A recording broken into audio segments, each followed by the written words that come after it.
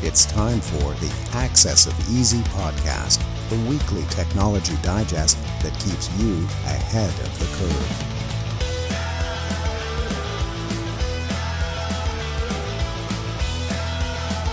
Brought to you by EasyDNS.com.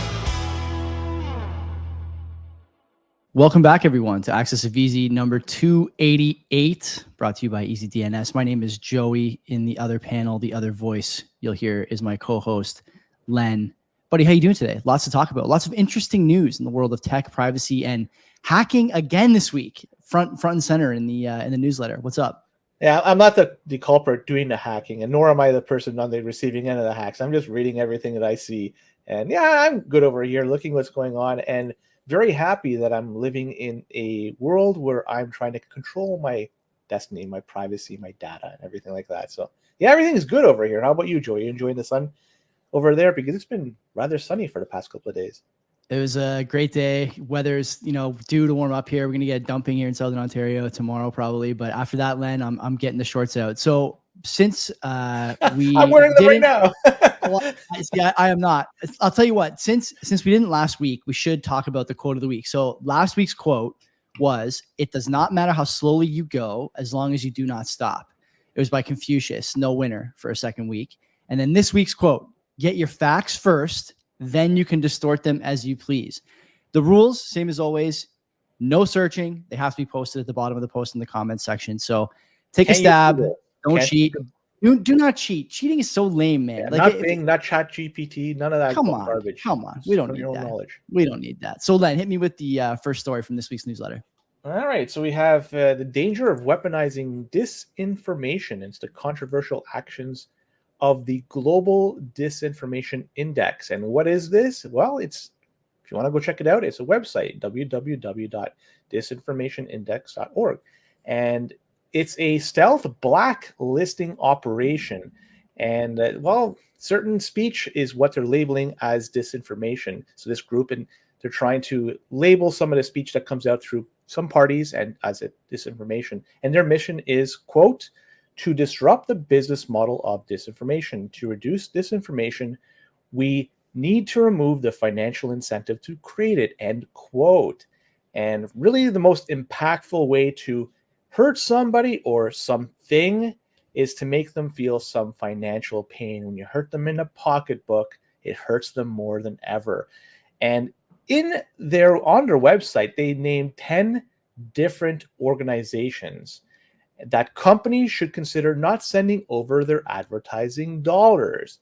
And some of these companies, just a couple of them off the top of my head here, is New York Post and Daily Wire. There's a bunch of others, but those are two that I'm familiar with, and I've seen some of their information on Twitter and so forth, and I've read it. And unfortunately, this disinformation group, they want to chop these guys at the knees.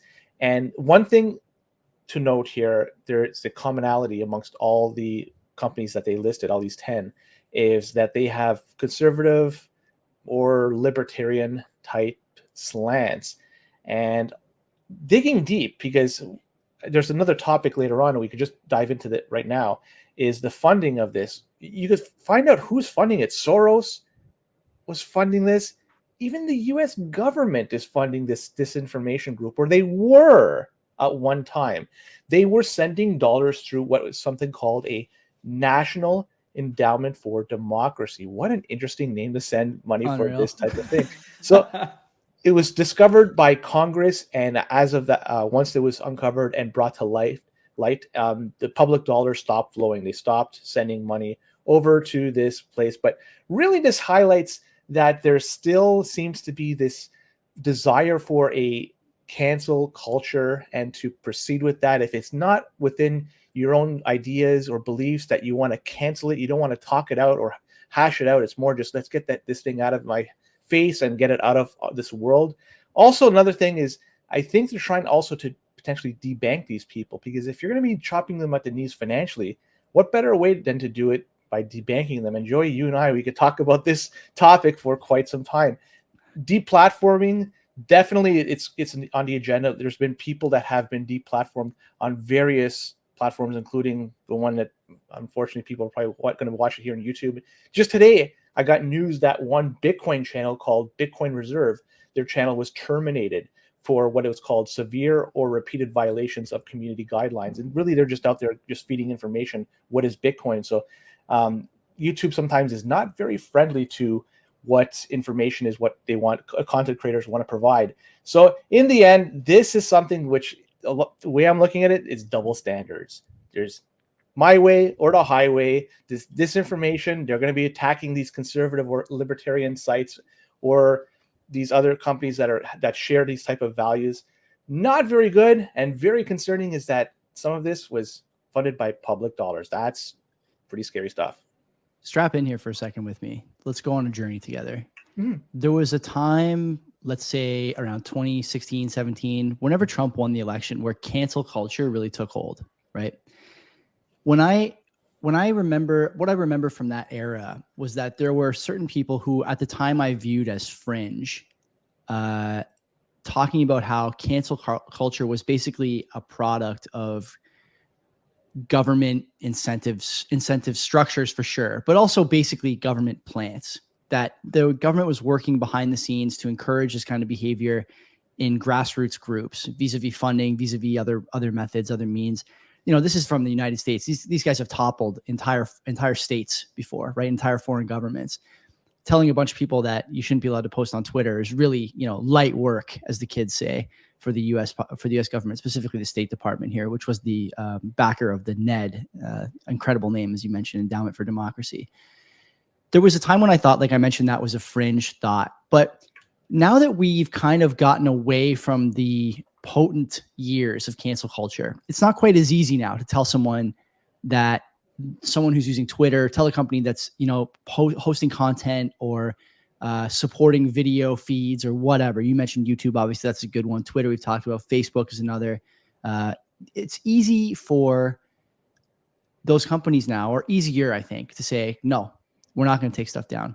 Facebook is a good example of this. They've basically stopped fact-checking news. They're not going to do it. They refuse to participate in that exercise. And so by the very nature of that change in policy, they've exemplified what can be done by social media platforms. Musk obviously now owns Twitter and will absolutely, I would guess, not be taking stuff down that certain political entities, parties, governments, whatever, don't like.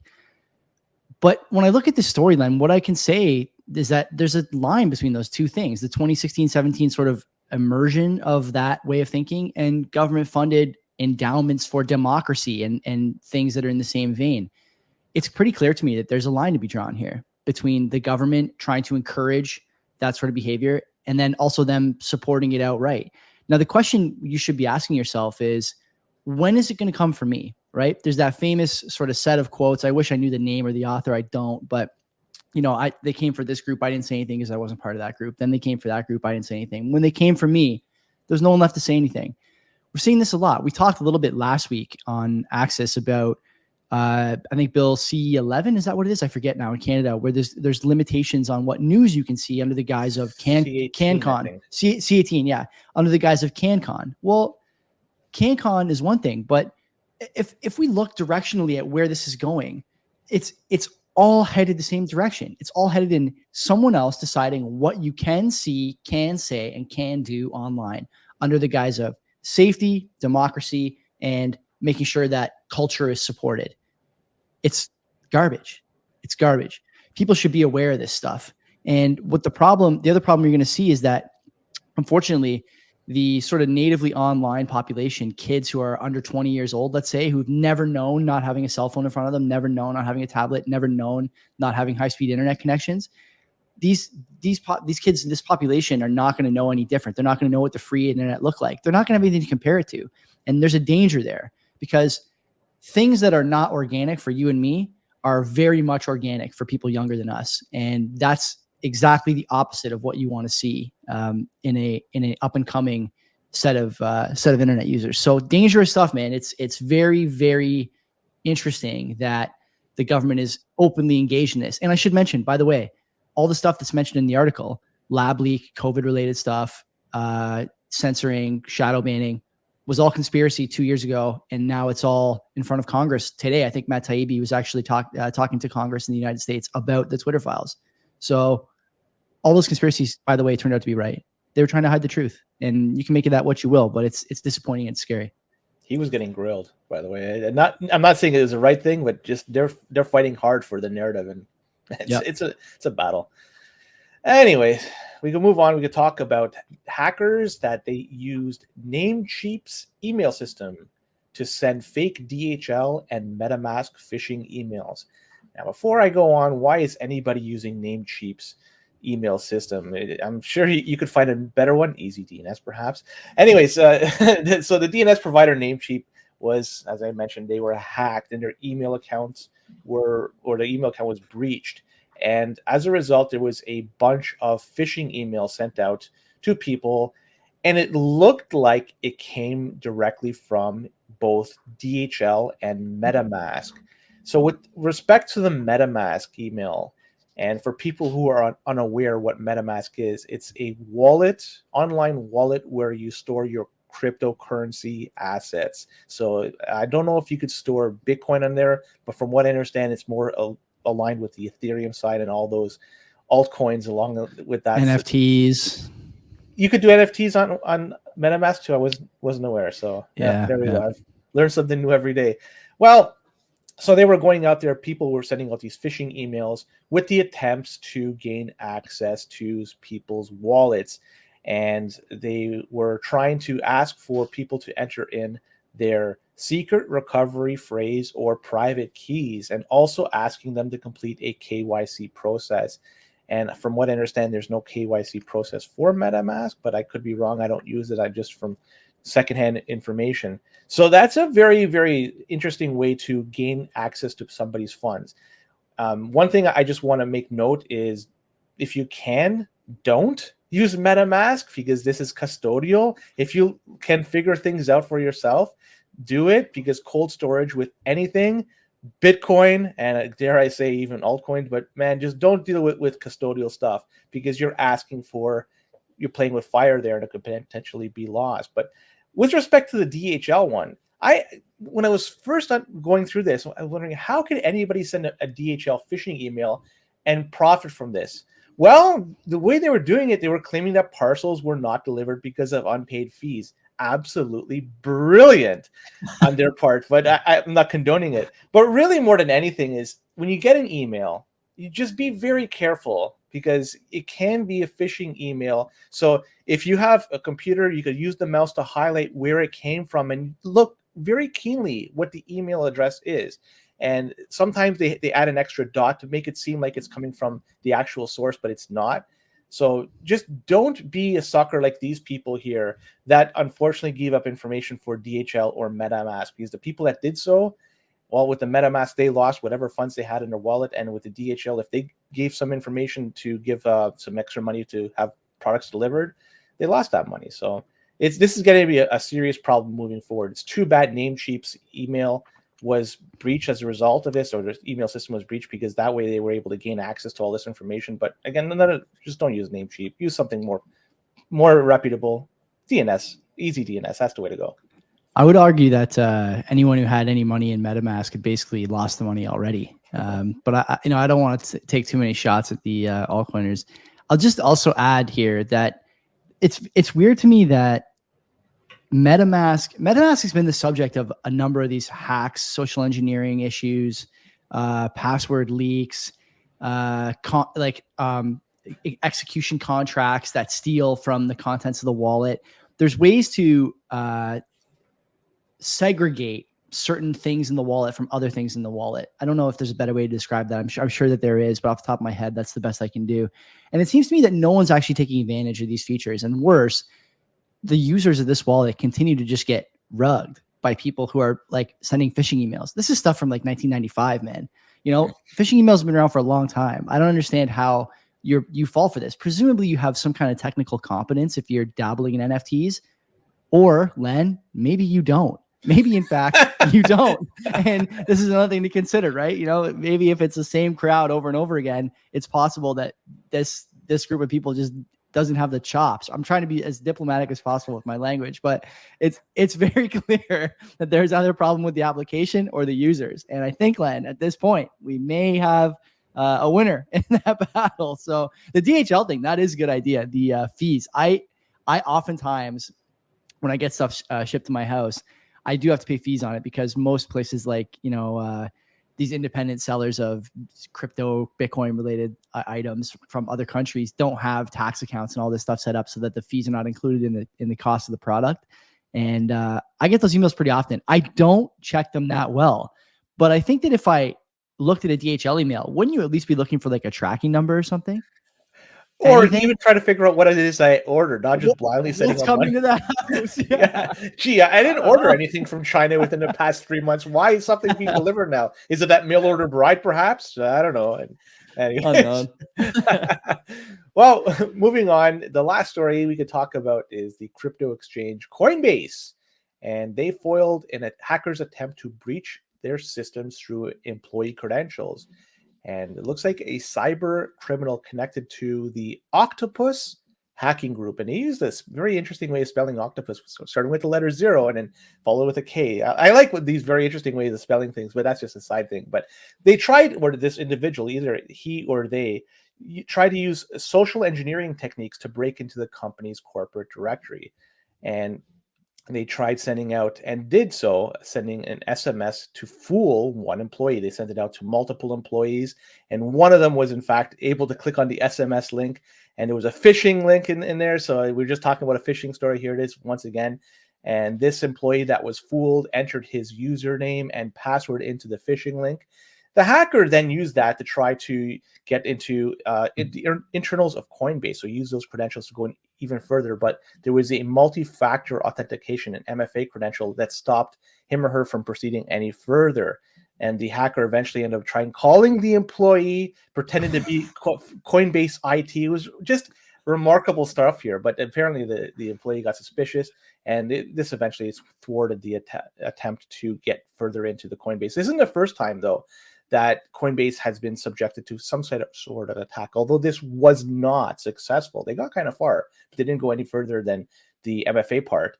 In 2021, Coinbase was attacked, and that hack ended up for a lot of people losing some of funds that they had on there. So again, I'm going to revert back to what I said earlier. If you leave anything on the exchange, you're just asking to get burned.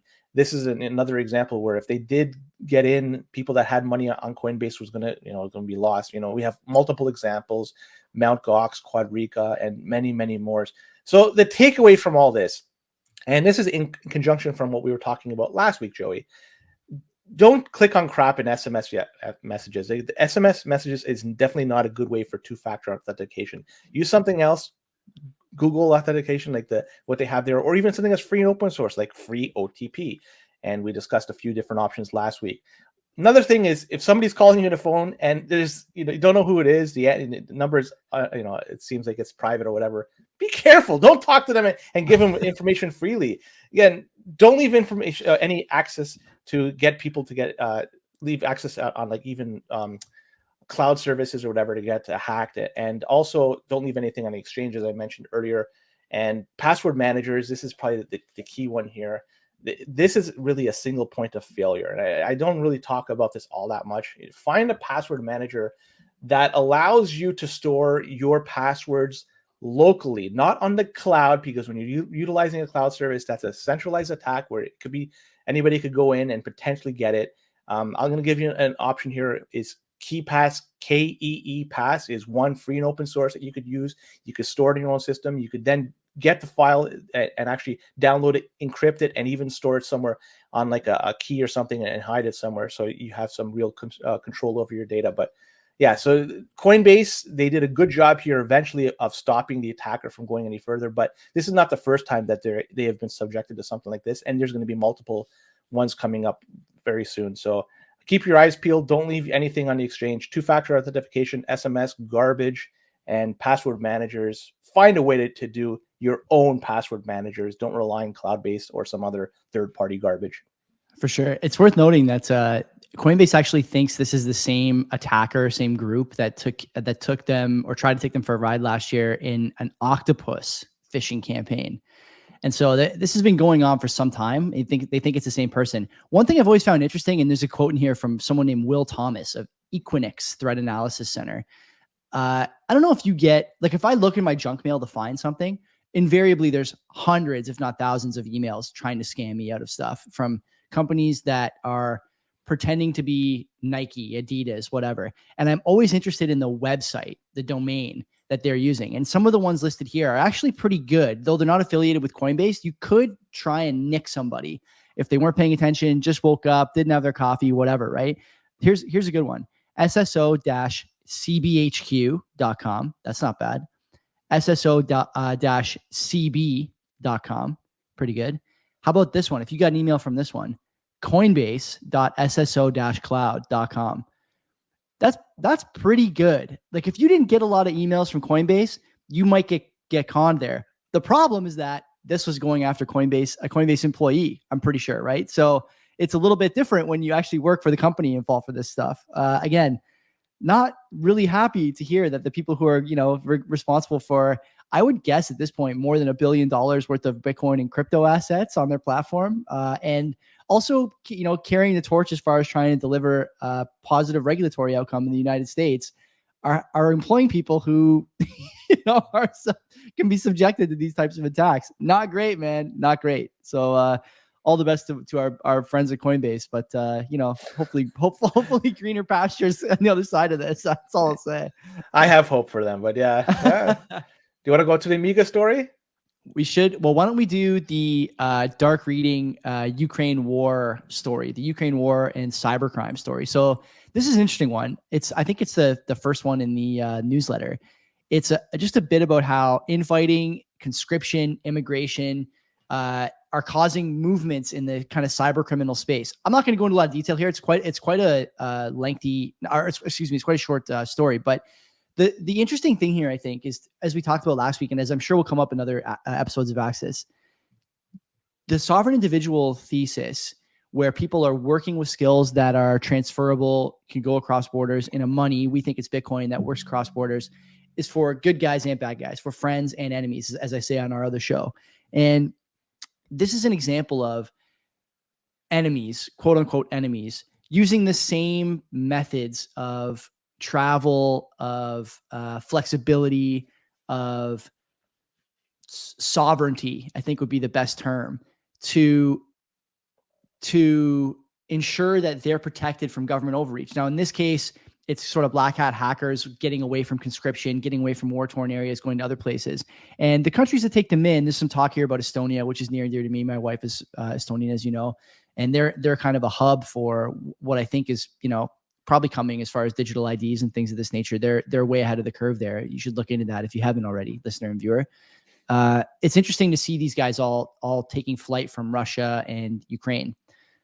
The thing that's, I think, worth noting as well is that in a time where in both countries, it's probably very difficult to leave for people who are not being sought by the law for previous activities, who are not being, who are not being attempted conscripts, right? Like the countries are both trying to get these guys to join wars. It's probably difficult to leave if you're a legal, quote unquote, legal person, the law likes you. If you're a criminal, it's got to be even harder. And yet it seems to me there's been no issues here taking off. People who are known for developing software like Raccoon Stealer, information stealing malware, fled to Ukraine to avoid conscription. Like, okay, how did he get there? How did he get through two sets of border security? He's a known quantity here, right? And it's just another example that the brain power and the sovereign individual thesis operates on sort of both sides of your shoulder, right? The devil and the angel on your shoulder can do these things. And it's going to lead to an interesting outcome. There's a dynamic here that I think a lot of people haven't really fully considered. And the way that plays out long-term, unknown, but interesting all the same. I'm looking forward to see what the next 20 years of this type of activity looks like in both black hat and white hat circles. What about you? What do you say? There's a different way of looking at it too, because the fact that there is this ongoing war between Ukraine and Russia has been known to do hacks in the past couple of decades or so, that they're usually behind them, North Korea, especially China. It gives them an operation that they could start showing off their skill set and seeing how well they can they could operate in a cyber warfare environment. Also, by doing so, it gives the United States a sideline view of what can potentially come and how they would be impacted by this. Because from what I understand, there was some cyber crimes or cyber security issues that was directed towards Ukraine by Russia, understandably so, because they were at war and they were trying to undermine the Ukraine government. They were trying to raise domestic support for the Russian war in Ukraine. So, and in fact, Google was responsible for trying to squelch some of this and to try to ensure that this never appeared in people's search engines or search results because it violated their policies.